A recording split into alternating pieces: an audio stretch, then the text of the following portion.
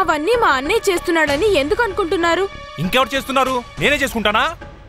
సత్య చేయించొచ్చు, ఇంకెవరైనా చేయించొచ్చు. సత్య ఎవరు? మీ అన్నయ్య కాబోయే పెళ్ళం కాదా? ఎవరు వేదా ఫ్రెండ్స్? ఇది అనుకోకుండా జరిగింది. లేకపోతే ఆ సంబంధానికి వంక పెట్టేదెవరు? అలాంటి వాళ్ల మాటలు నువ్వు పట్టించుకోవద్దు. అమ్మా, నీకు అర్థం కావట్లేదు. నీ ముందే మీ నాన్న నన్ను కొట్టాడు. నేను మీ నాన్నను వదిలిపెట్టి అమ్మమ్మ వాళ్ళింటికెళ్ళానా? అది ఇది ఒకటే ఎలా అవుతుంది? నాన్నెవరినీ చంపలేదు. వేదా, భాస్కర్ మొదటి రోజు నుంచి నిన్ను విజయ్ని వదిలిపెట్టి బయటికి రమ్మంటున్నాడు. నువ్విప్పుడు అదే పనిచేస్తున్నావు. నువ్విలా చెయ్యాలంటే విజయ్ని రెచ్చగొట్టాలి. భాస్కరే ఆ పనిచేశాడు. అన్నీ చూసినట్లు చెప్పకమ్మా. కళ్ల ముందు కనిపిస్తున్నాయి. వేదా, నేనెందుకు చెప్తున్నానో అర్థం చేసుకో. ఇది కపిలేశ్వరరావు గారితో వ్యవహారం. ఆయన తలుచుకుంటే ఏదైనా చేయగలడు. నా మాట విను. వెంటనే మీ ఇంటికి వెళ్ళు. ఆడవారికి భర్తిల్లుని మించింది లేదు.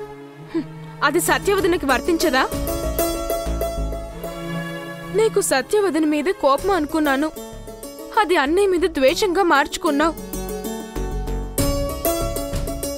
నాకు మంచి సంబంధం వస్తే ఆ ద్వేషంతోనే చెడగొట్టావు. నీ వల్లే నా బ్రతుకు నాశనం అయింది. ఇప్పుడు కూడా నువ్వు విజయ్ని సమర్థిస్తున్నావు. వేదా, నేను ఆరాటపడేది నీకోసం. ఆరాటపడితే ఆ ఇంటికి వెళ్ళమను. ఈ ఇంట్లో నాకు చోట్లేదని అర్థమైంది.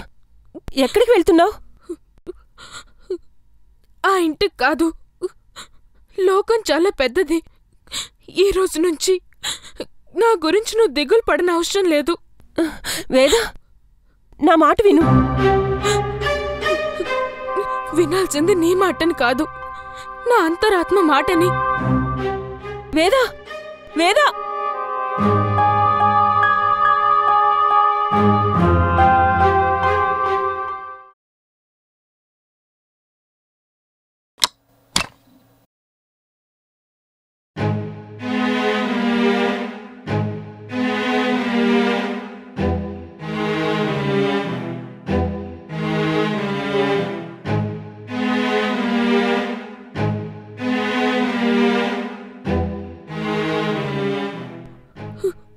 నన్ను క్షమించగలవా అన్నయ్య?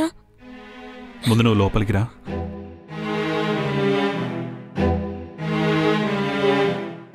కూర్చో.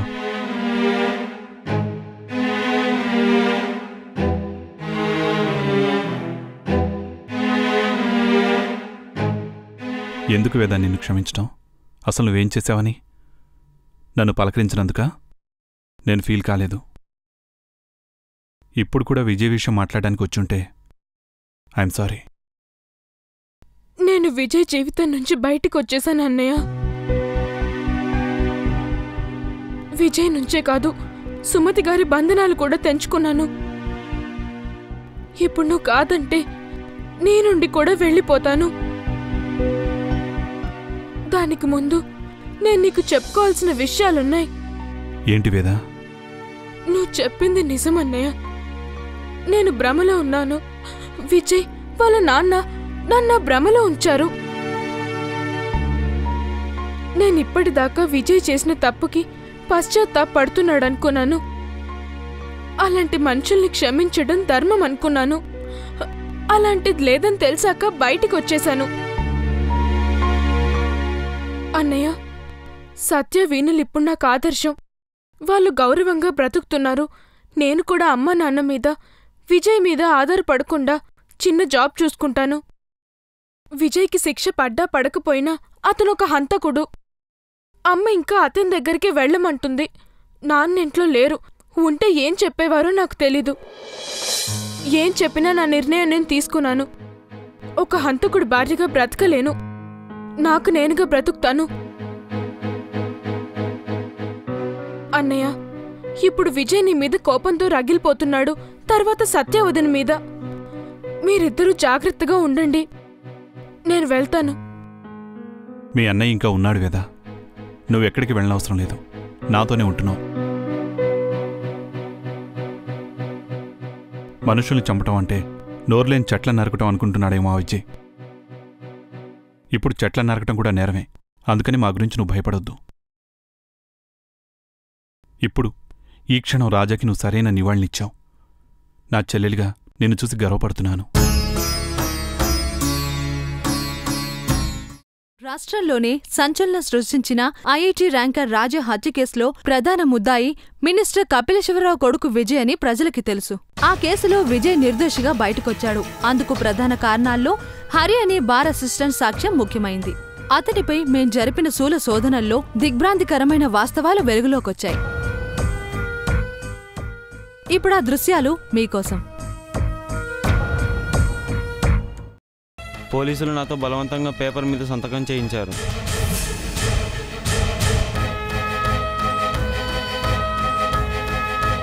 అది ఇంగ్లీష్లో ఉంది.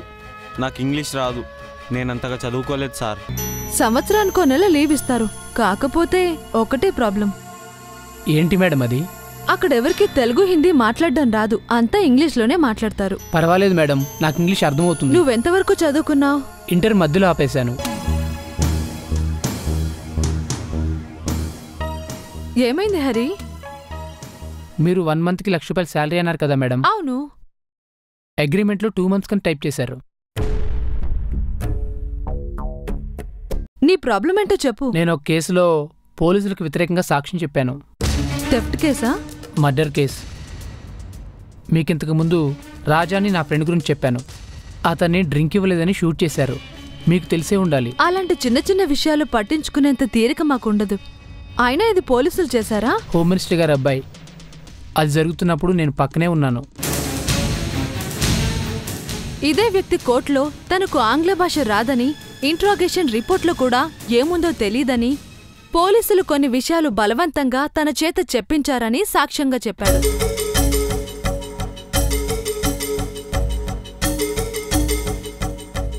ఇది అబద్ధమని ఈ ఆపరేషన్ ద్వారా స్పష్టమవుతోంది. హరిని ఎంతగా ప్రలోభపెట్టారో, అదే సమయంలో అన్ని రకాలుగా ఎంత ఒత్తిడి చేశారో కూడా తెలుస్తోంది. డిస్ట్రిక్ట్ కోర్ట్ విజయ్ని నిర్దోషిగా మాత్రమే ప్రకటించింది. రాజాని కాల్చి చంపిన హంతకుని పట్టుకోవాల్సి ఉంది. అయితే ఇప్పటి వరకు పోలీసుల దర్యాప్తు అంగుళం కూడా ముందుకు పడలేదు. అందుకు కారణం ఎవరు? పోలీసులు ఎవరికి జంకుతున్నారు? ఎవరి ఆదేశాలకు లోబడి మౌనంగా ఉన్నారు? అసలు ఈ కేసుని దర్యాప్తు చేస్తారా? ఇప్పటికే మూసేశారా? ఇవన్నీ ప్రజల మనసుల్లో రేగుతున్న అనుమానాలు. ఈ కేసు విషయంలో లోతుకు వెళ్లే కొలది ఇంకెన్నో దిగ్భ్రాంతికరమైన వాస్తవాలు బయటికి వస్తాయని ప్రజలు నమ్ముతున్నారు. ఇందుకు జవాబు చెప్పవలసింది పోలీసులు. ప్రజా చైతన్యమే మా పరమావధిగా పనిచేస్తున్నాం. అందుకే ఈ కేసులోని నిజానిజాల్ని వెలుగులోకి తీసుకొచ్చే బాధ్యతని మేం స్వీకరించాం. ఈ కేసుకు చెందిన అప్డేట్స్ని ఎప్పటికప్పుడు మీ ముందుంచుతాం.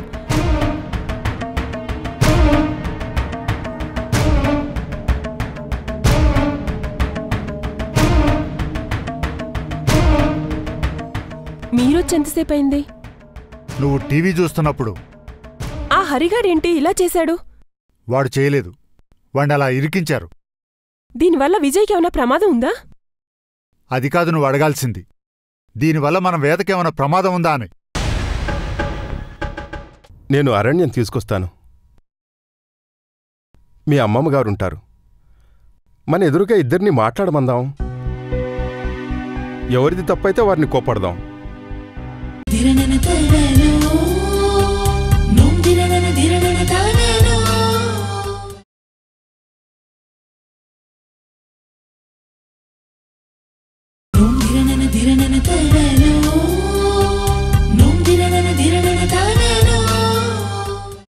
అది కాదు నువ్వు అడగాల్సింది. దీనివల్ల మన వేదకేమైనా ప్రమాదం ఉందా అని. వేద ఎక్కడుంది? అలా అడుగుతున్నారేంటి? టీవీ చూడగానే ముందు ఫోన్ చేయాల్సింది వేదకి. ఎందుకంత అసహనంగా ఫీల్ అయ్యావు? వేద మన ఇంటికొచ్చిందా? నిన్నే అడుగుతున్నాను. వచ్చింది. నువ్వేమన్నావు? విజయ్తో గొడవ పడ్డానంది. అది మంచిది కాదు. విజయ్ దగ్గరికే వెళ్ళమన్నాను. వెళ్ళిందా? ఇది నాకెందుకు చెప్పలేదు? చెప్పాలనిపించలేదా? చెప్పకూడదనుకున్నావా? చెప్పకూడదని ఎందుకు అనుకుంటాను? మరెందుకు చెప్పలేదు? ఇప్పుడు వేద అక్కడ లేదు. అది వాళ్ళు చెప్తే నాకు తెలిసింది. కట్టుకున్న భార్య నువ్వు చెప్పలేదు. అది కాదండి.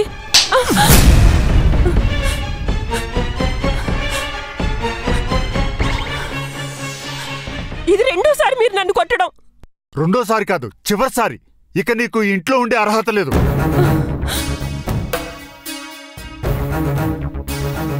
నీకు కూతురు, భర్త ఎవరితో పని లేదు. నువ్వు తప్పు చేశావు. దాన్ని సమర్థించుకోవడానికి తప్పుల మీద తప్పులు చేస్తూనే ఉన్నావు.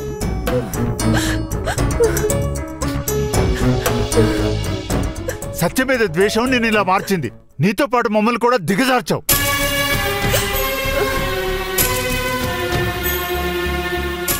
వెళ్ళిపో.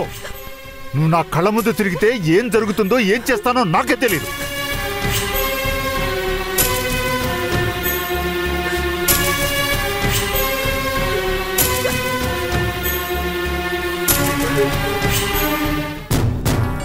చెప్పండి.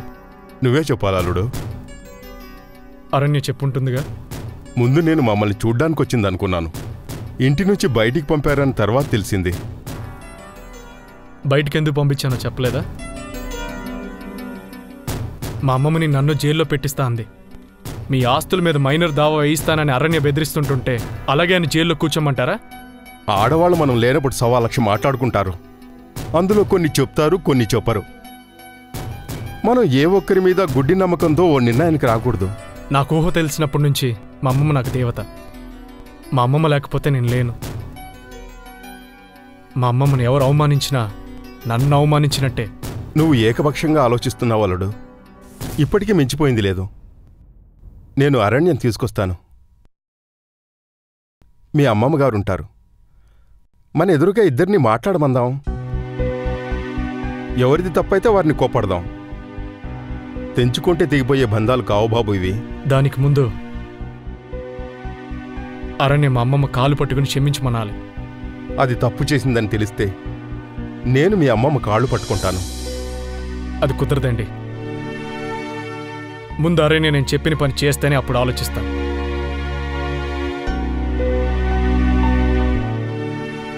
సంతోషం. మీ మాట మీరు చెప్పారు. అరణ్య కాళ్ళు పట్టుకోవడానికి ఒప్పుకుంటే నాకు అభ్యంతరం లేదు. లేదంటే ఎలా జరగాలనుంటే అలా జరుగుతుంది.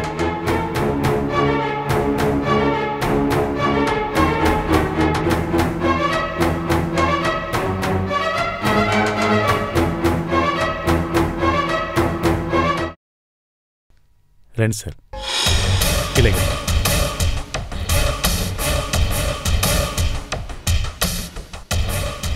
పెద్దవారు, అందులోనూ మినిస్టరు. మీరు లేవకండి, కూర్చోండి. ఎంత మినిస్టర్ అయినా ప్రపంచం ఆయన గుప్పిట్లో లేదు కదా సార్. జరగాల్సింది జరిగిపోతుంది. ఏం జరిగింది కపిల్జీ? ఓ స్ట్రింగ్ ఆపరేషన్ జరిగింది, ఓ ఫోన్ ఇన్ కార్యక్రమం జరిగింది. అంతలోనే మీరు కంగారు పడిపోవాలా? అలా చూస్తున్నారేంటి? ఇవన్నీ ఎలా తెలిసాయా అనే? మీరు చెప్పినా చెప్పకపోయినా ఎప్పటికప్పుడు మా అసిస్టెంట్స్ ఇన్ఫర్మేషన్ సేకరిస్తుంటారు. సత్యవతి ఇంటర్వ్యూది ఏముంది కానీ హరిది ముందు ముందు సమస్య అవుతుందేమోనని ఆయన అనుమానం. కపిల్ గారు, స్ట్రింగ్ అంటే ఏమిటి? తీగ.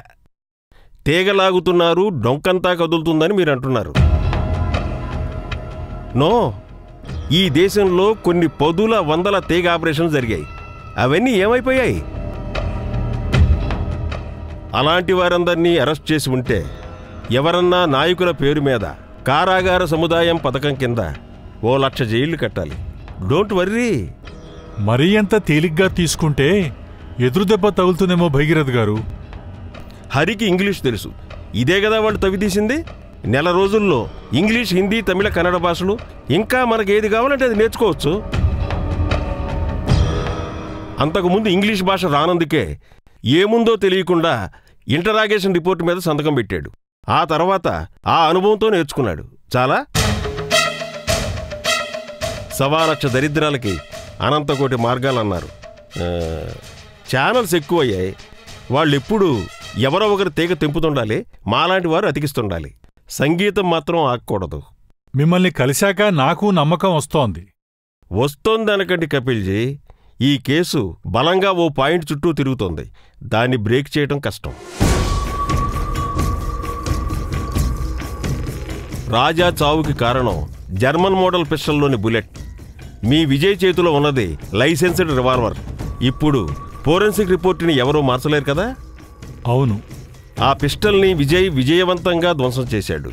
అందుకని ఎంతమంది అప్రూవల్గా మారినా విజయ్ని ఏమీ చేయలేరు.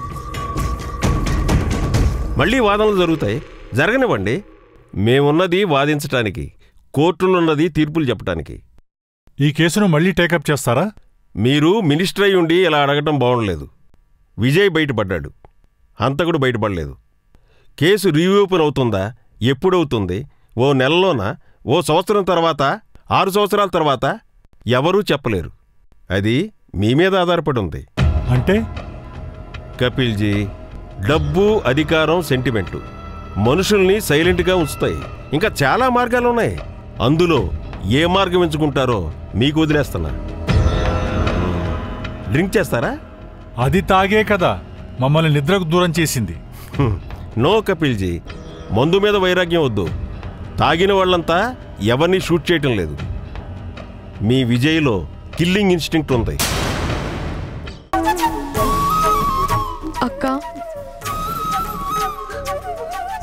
ఇది నాకు రాసింది.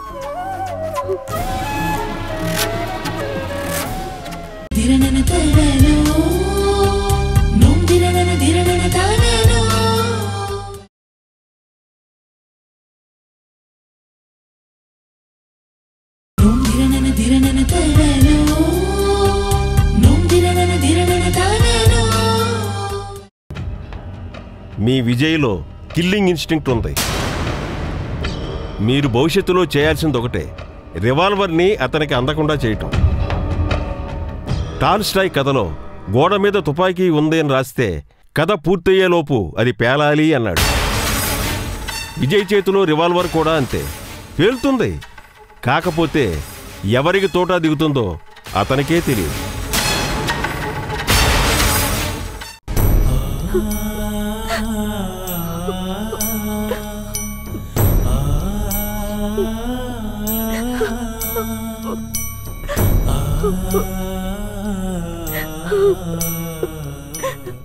ఎందుకమ్మా ఏడుస్తున్నావు? ఈరోజు రాజా మరీ మరీ గుర్తొస్తున్నాడు. ఆ రోజు మనం గుళ్ళో కలుసుకున్న చివరి రోజు గుర్తొస్తుంది. రాజా వెళ్ళిపోయి ఇన్ని నెలలైనా వాడు నాకేదో చెప్తున్నట్టే ఉంటుంది.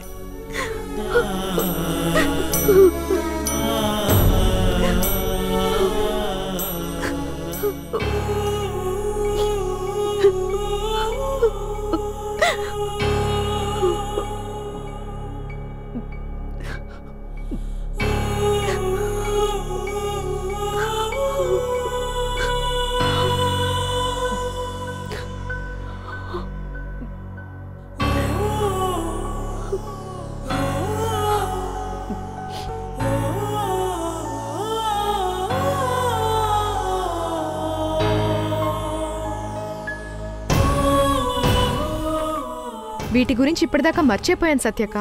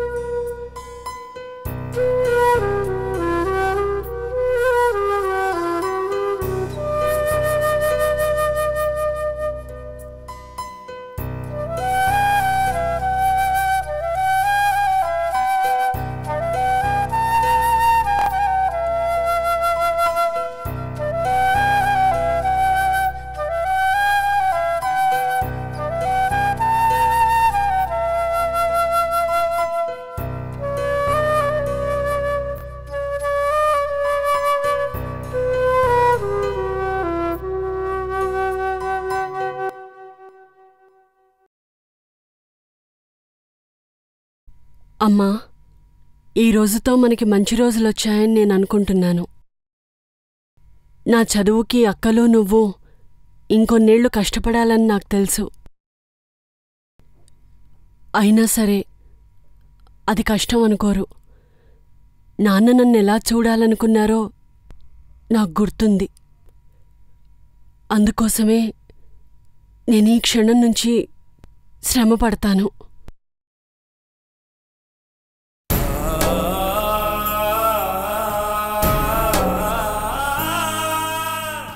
నేను కష్టపడి సంపాదించిన డబ్బుతో మీ ముగ్గురికి చీరలు తీసుకున్నాను. కొన్ని బయటికి చెప్పుకోలేని వాటిని ఇలా ఉత్తరాల ద్వారానే చెప్తారు కదమ్మా. నా చదువయ్యాక మెస్ మూసేద్దాం, మీరు నా దగ్గరుంటారు.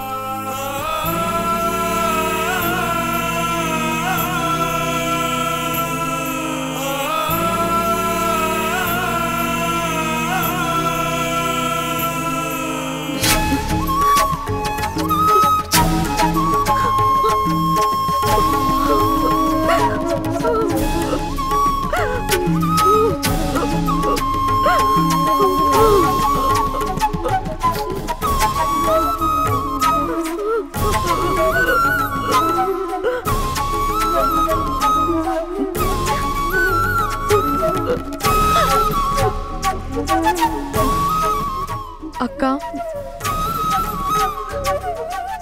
ఇది నాకు రాసింది. వీణక్క, నా చదువు పూర్తయ్యేలోగా సత్యక్క పెళ్లి భాస్కర్ గారితో జరగాలి. అప్పటికి నేను మావయ్యను కూడా అయితే ఇంకా సంతోషంగా ఉంటుంది. అంతేకాదు, నీ కలలు కూడా నాకు తెలుసు. నువ్వు మళ్ళీ చదువు మొదలు పెట్టాలి. నీ చేతిలో ల్యాప్టాప్ ఉండాలి.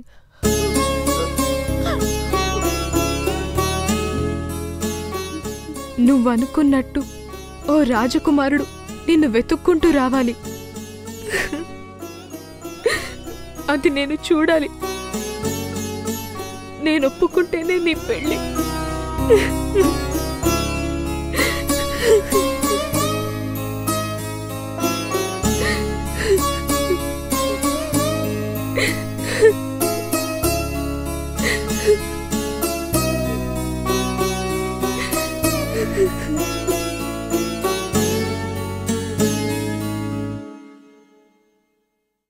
అక్కా, నేను ఐఐటి పూర్తి చేసి ఇంటికొచ్చేసరికి ఆస్తుల దావా తేలిపోతుందనుకుంటున్నాను.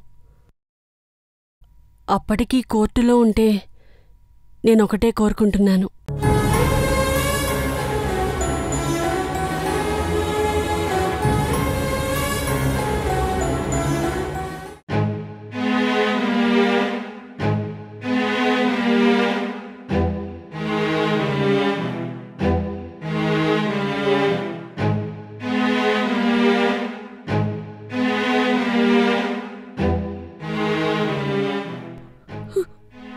ధిరనన ధిరనన తోవలో